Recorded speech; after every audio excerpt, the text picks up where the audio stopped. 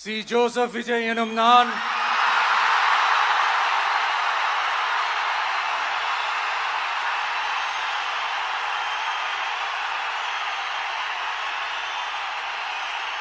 சட்டப்படி அமைக்கப்பெற்ற இந்திய அரசியல் அமைப்பின்பால் உண்மையான நம்பிக்கையும் மாறா பற்றும் கொண்டிருப்பேன் என்றும்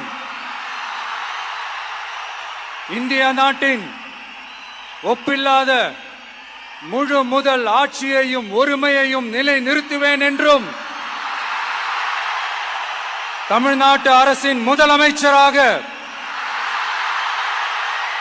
உண்மையாகவும் உளச்சான்றின்படியும் என் கடமைகளை நிறைவேற்றுவேன் என்றும்